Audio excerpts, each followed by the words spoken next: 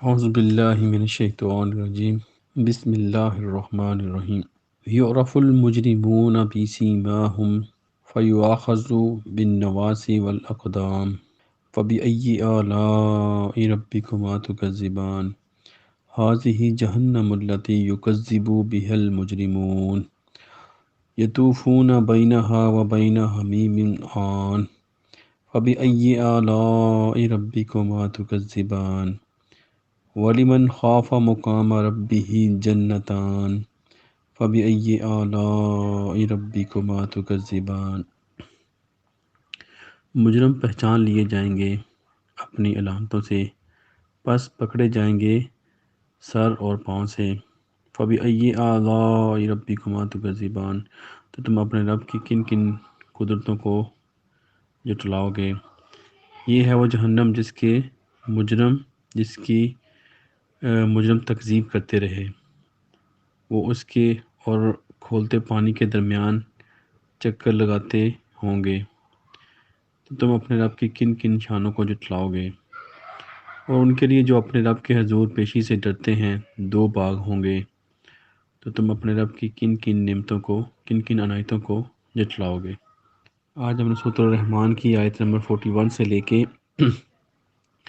47 تک تلاوت کی، اس کا ترجمہ آپ نے سنا۔ اس سے پہلے ہم آیت نمبر 40 تک ہم پڑھ چکے تھے، اور 39 جو آیت تھی وہ جو میں نے اس میں بارے میں ڈسکس کیا تھا کہ جو اس کا ترجمہ یہ تھا، پس اس دن کسی انسان یا جن سے اس کے گناہ کی بابت سوال کی ضرورت نہیں ہوگی۔ یعنی کہ جو انسانوں کے جو گناہ ہیں، جو اس کی غلطی ہیں، اس کے بارے میں نہیں پوچھا جائے گا، بلکہ جو ان کے جو چہرے ہیں وہ سب کچھ بتا دیں گے۔ ان کے جو مجرم لوگ ہیں وہ اپنے چہروں سے ہی پہچان لیے جائیں گے اور ان کو سر اور پاؤں سے پکڑ کر لے جایا جائے گا۔ تو یہاں پہ جو سر اور پاؤں سے پکڑنے سے مراد یہ ہے، جیسے جو پہلے دور میں جب وہ کوئی جانور کو جب اس کو کہہ لیں آپ ذبح کرتے تھے، تو اس کو وہ سر اور پاؤں سے پکڑ کے اس کو پورے کا پورا جو جیسے بکرا یا کوئی دمبا کوئی بھی ہوتا تھا، اس کو پورے کا پورا وہ اس کو آگ کے اوپر جو نا لگا کے، جس کو ہم باربیکیو بولتے ہیں آج کل، وہ اس کو آگ کے اوپر اس کو یعنی کہ ذبح کرنے کے بعد وہ پورے کا پورا بکرا اس کے اوپر لگا کے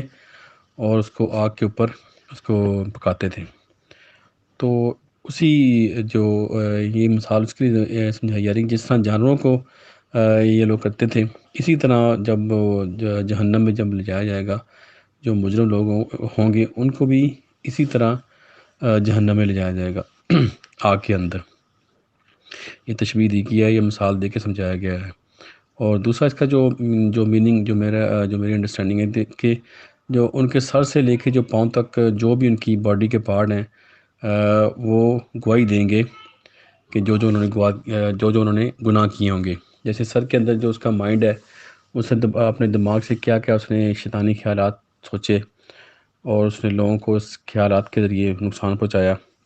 اور کیسی کیسی اس نے غلط پلاننگ کی۔ یہ اس کے سر سے لے کے اور اس کے جو بازو نے کیا کردار ادا کیا گناہ کرنے میں، اور اس کے جو پاؤں تھے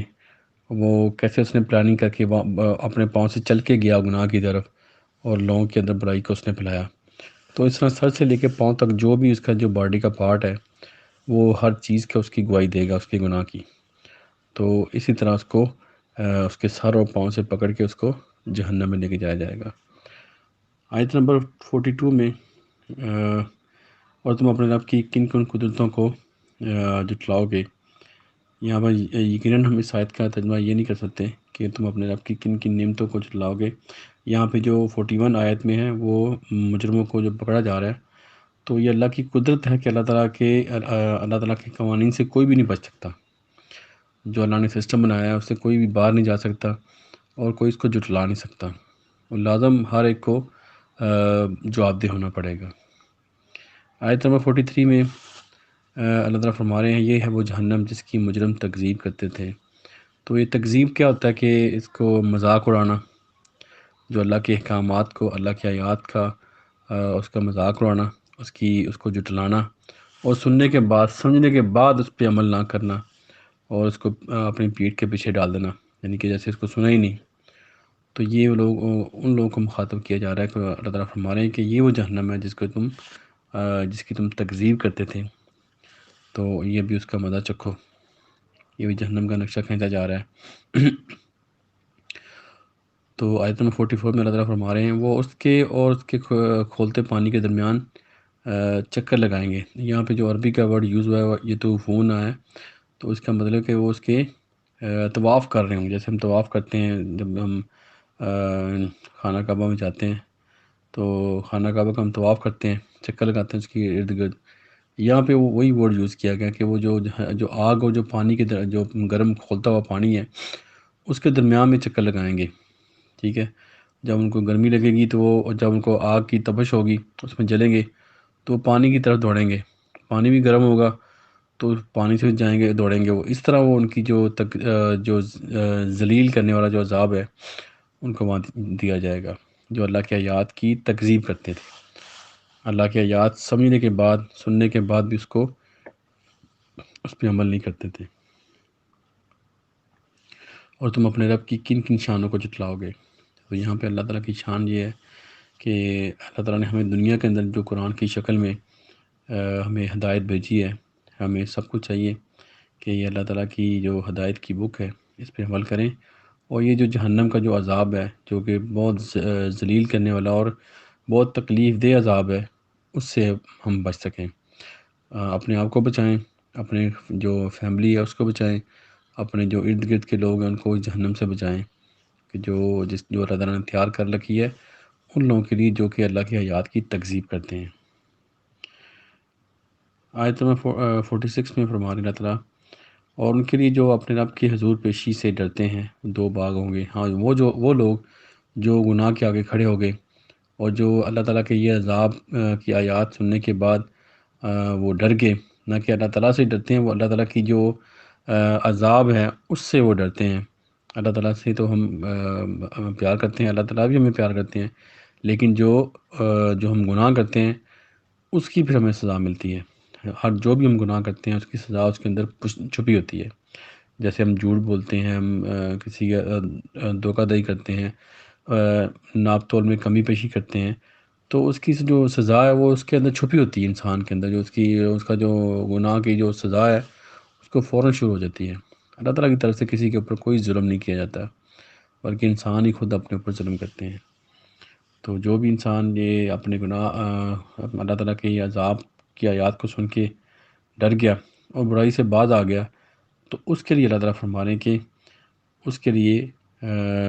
دو باغ ہوں گے، ان کو دو باغ عطا کیے جائیں گے۔ ابھی یہ دو باغ